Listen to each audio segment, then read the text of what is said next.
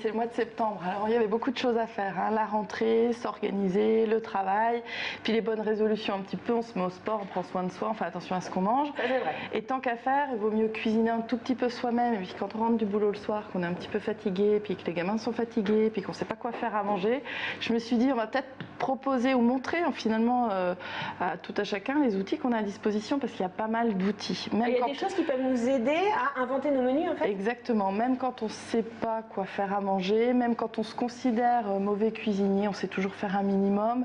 Et puis même quand on est fatigué ou pas organisé, il y a des petits trucs pour apprendre à s'organiser. Et quand on est bon cuisinier aussi, parce que des fois il y a des gens qui cuisinent bien, mais qui cuisinent riche, qui cuisinent peut-être un peu trop riche pour un soir. Ça fait rire Fabrice Desfoins, ça. Notre pâtissier. Donc des petites idées de recettes simples mais allégées. Alors donc, par exemple, quels sont les trucs que vous pouvez nous donner? Alors donc justement je voulais vous montrer par exemple sur internet des outils avec des idées de menus. Et il y a le PNNS, le Plan National Nutrition Santé, qui met en place toute une démarche politique par rapport à la protection de la santé, par rapport à les 5 fruits et légumes par jour. C'est eux les 5 fruits et légumes par jour. Ils ont mis en place ce qu'on appelle la fabrique à menus sur internet. Ça veut dire que vous allez donc sur le site, vous sélectionnez donc la fabrique à menus, et puis voilà quelques exemples à l'écran, et vous allez voir que vous pouvez sélectionner pour un nombre de personnes, combien de menus vous voulez, et il y aura une suggestion de menus. Et vous pouvez cliquer sur le titre par exemple des beignets de chèvre, etc. Et vous avez la recette à côté. Ça c'est pas mal. Donc vous pouvez créer votre liste de courses en fonction, etc. Donc ça peut vous donner des idées. Alors j'insiste quand même sur le côté que ça donne des idées. Il faut revoir des fois un tout petit peu en fonction de ses goûts, en fonction de ce qu'on a à la maison, et puis en fonction de l'équilibre aussi, parce que des fois il y a des petites erreurs sur les menus, mais bon, chacun ses objectifs. Mais ça donne quand même des idées.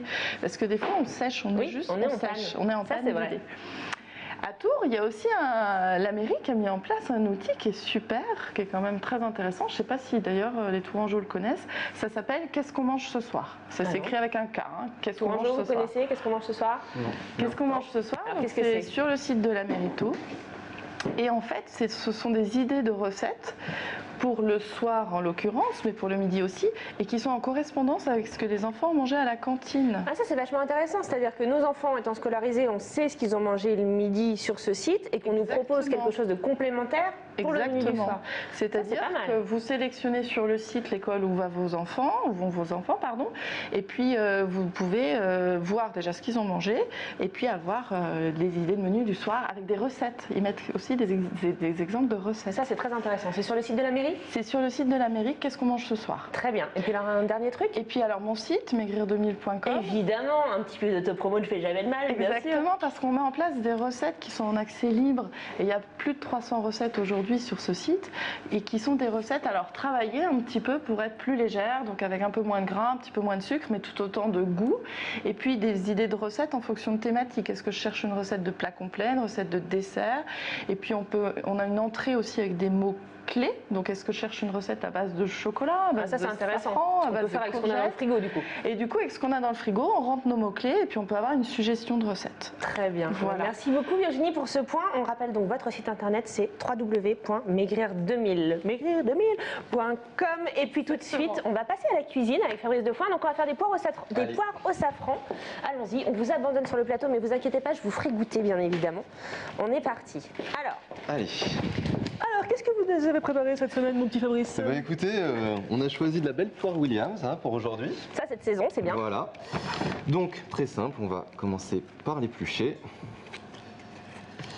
Voilà. Ouais. Alors attention, oui, ça saute un petit peu, mais c'est pas grave. Faut ce qu'il faut mettre les mains dans le cambouis. Tout à fait. Alors les poires Williams ou toutes les poires Toutes les poires marchent très bien, mais c'est vrai que la poire Williams, c'est quand même une poire qui a quand même un petit peu de goût. Et c'est aussi facile, enfin il n'y a pas comme dans les pommes à cuire ou les pommes il y en a toujours un petit peu, mais c'est vrai que la Williams c'est quand même bien, on peut la manger crue, voilà, on peut la manger cuite après, ça c'est pas un problème. Très bien. Donc en fait, vraiment aujourd'hui le thème, je savais qu'il y avait une nutritionniste, alors j'ai quand même fait attention à pas faire n'importe quoi. Donc aujourd'hui le sucre va être remplacé par le miel, donc qui est normalement mieux. C'est mieux. Le miel il est sucré aussi, mais il a un pouvoir sucrant un peu plus fort, c'est-à-dire qu'on peut en mettre moins en ayant la même impression sucrée, donc c'est intéressant. D'accord. Et puis c'est un sucre plus naturel aussi. Ça c'est sûr, moins raffiné. Voilà. Alors, donc le principe, ça va être de mettre des petits morceaux, hop, dans une casserole pour que ça cuise quand même assez rapidement. Comme ça, on évite de trop cuire, on évite de perdre les vitamines, enfin tous les bons. Plus on fait des petits morceaux, moins on va perdre les vitamines, les qualités ça va cuire très vite. Ça va cuire Voilà, plus vite, d'accord. Ça va cuire plus vite, tout à fait. Donc, il faut quand même, hop, voilà, j'ai fini. C'est bon. C'est tout bon. On va pouvoir mettre un petit peu de miel. Donc c'est du miel de Touraine, on a du bon miel en Touraine, donc autant en profiter. Voilà, on n'est pas obligé d'en mettre beaucoup non plus, hein, c'est vraiment juste pour un petit peu assaisonner, entre guillemets. On peut aussi des mots cuisine, en pâtisserie, parce qu'on est ouvert même aux cuisiniers, hein, vous savez. Mais vous êtes aussi cuisinier, vous en plus. Tout à fait, oui, donc je ne vais pas trop discuter sur ce sujet. En attendant, je vais rapidement vous parler pour le safran. Donc ça va être très très simple. On fait chauffer un petit peu de crème avec du safran. Ça va permettre d'adoucir, de ramollir un petit peu nos petits pistils de safran. Oui. On mixe le tout, on le passe soit au chinois étamine, soit dans une passette avec des tout petits trous. D'accord. On met ça au siphon, on le gaze et donc ça va permettre d'avoir une chantilly au safran, très légère, donc il n'y a pas de sucre, il n'y a pas de gélifiant, il n'y a rien, c'est tout à fait naturel. Voilà, alors après, les poires, on peut plus ou moins les faire cuire, ça dépend si vous voulez en compoter, si vous voulez les avoir encore un petit peu craquants, tout dépend de ce que vous voulez faire. On va les arrêter juste là, pour aujourd'hui, et on va les dresser dans des petites cuillères. Moi je mets le doigt dedans. Hein. Oui, j'allais l'utiliser en plus pour les mettre dans les cuillères. Parfait. Voilà, donc on peut mettre... On dresse. Voilà, on dresse. On peut mettre des petits morceaux, un gros, un petit, ce que vous voulez, ce que vous préférez. En fait, c'est vraiment assez libre. Hein, pour ça, il n'y a vraiment pas de problème. Hop, on va quand même en faire pour tout le monde. Et alors, du coup, on va finaliser, puis moi je vais faire l'assistante. Voilà, et bien très bien. Bon, écoutez, hop, on va en faire 4. Allons-y. Le siphon, on vérifie que ça sort bien. Ça sort bien. Voilà. Et ça, c'est l'étape critique d'un Top Chef à chaque fois. Hein. Non, c'est bon, ça fonctionne. Et voilà. Magnifique. Hop, on va faire goûter quand même la dégustation en plateau. Merci. Messieurs les invités, hop, très vite. Super, merci. Et voilà, Eric. Parfait. Voilà. On emmène ça. Virginie. C'est magnifique toujours. Ça se mange d'une traite ou... Ah oui. Allez. Ça, vous avez un chaud froid. Donc, dégustation. C'est bon. Ah ben, c'est super bon. Bravo. Et les poires au miel et au safran de Fabrice Defoin. Ouais. On peut retrouver, oh c'est délicieux. On peut retrouver donc Fabrice dans sa pâtisserie à l'Alchimie sous les Halles. Vous avez le site internet juste ici. Merci pour cette recette. On va marquer une courte pause et on se retrouve, on se retrouve juste après avec notre groupe de la semaine, Sapiens Sapiens. À tout de suite.